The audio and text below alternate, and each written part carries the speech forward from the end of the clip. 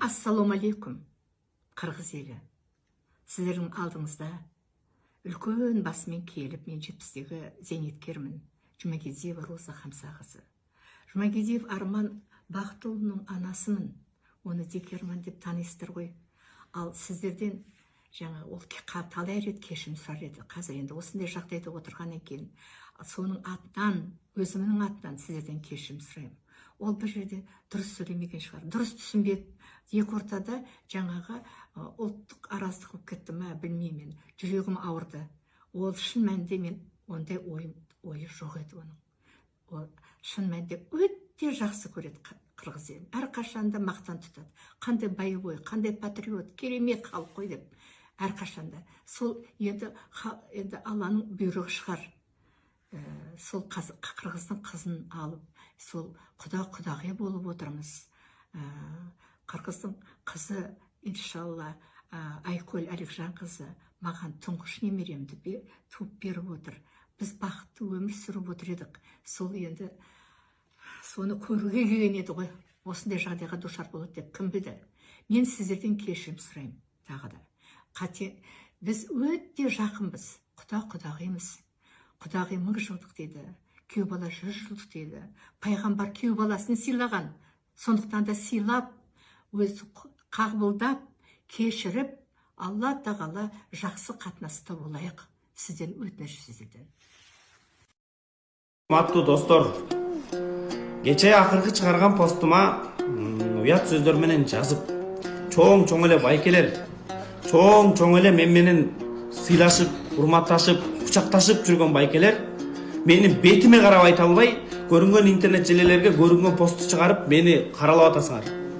Эми мен силерге мындай жооп берейин. Менден эмнени күттүңөр эле? Мен эмне деп сүйлөп чыгышым керек эле?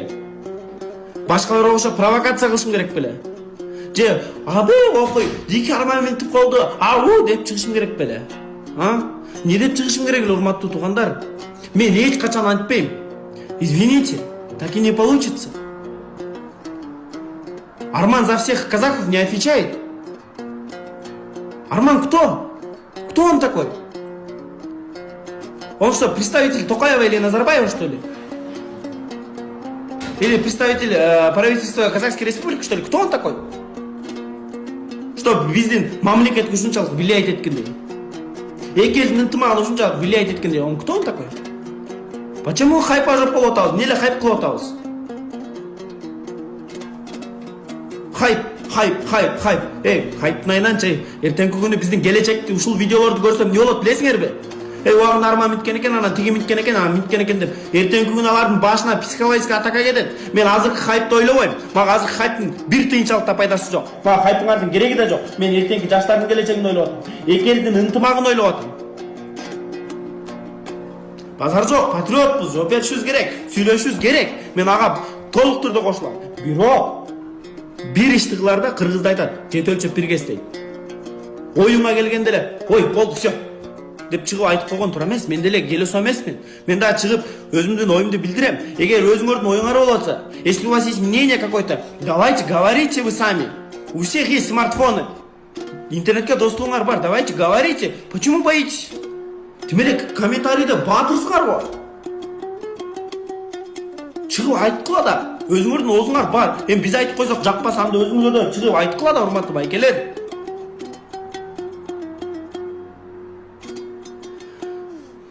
Кылымдар бою ата бабабыз бекемдеп түптөп келген ынтымакты болбогон бир хайптын айынан бузуп албайлы, урматтуу достор. Ошону гана суранып кетем. Хайпты кылгыла, бирок чеги менен кылгыла, урматтуу байкелерим. Эртең көчөдөн чаап кетишиң мүмкүн, мен ага башымды оорубайт. Бирок мен эртеңки келечек үчүн күрөшөм. Чындыкты айтам, чындык ушундай ачуу болот, достор. Приехали, тоже мародерствуют в Алмате. Остановите тех бандитов, тварей конченых, которые, пользуясь этой бедой, заезжают в Казахстан и начинают грабить наши магазины, наши ювелирные изделия, прикрываясь казахами. Слушай теперь сюда якобы криминальный авторитет Дикий Арман. Ты сможешь ответить за свои слова, что кыргызы мародерствуют? Ты говоришь без фактов и доказательств, а это, как мы все знаем, в черном мире не по понятиям. Для твоего сведения, в последних революциях Кыргызстана не было ни одного случая мародерства при митингах. И кыргызы сами пересекают мародерство. Всегда сами стоят на защите. А тебе придется ответить за свои слова. Это, во-первых. Во-вторых, ты портишь отношения кыргызов к казахам. Мы сильно переживали за вас и были готовы помочь всем, чем можем. Тем временем, когда у нас были трудные времена, Казахстан даже не переживал, а даже и закрывал свои границы. Не зря говорится, ложка дегтя портит бочку меда. В этой ситуации ты ложка дегтя. Если ты себя относишь к воровскому миру, всегда будь по понятиям. И кто ты вообще? Батыр или блогер? Или правозащитник? Определись сначала сам с собой. А я дальше обращаюсь к МИДу Кыргызстана, который никогда ни на что не реагирует. Принять меры в отношении Дикого Армана за его провокационное обвинение. Рахмат, салам алейкум.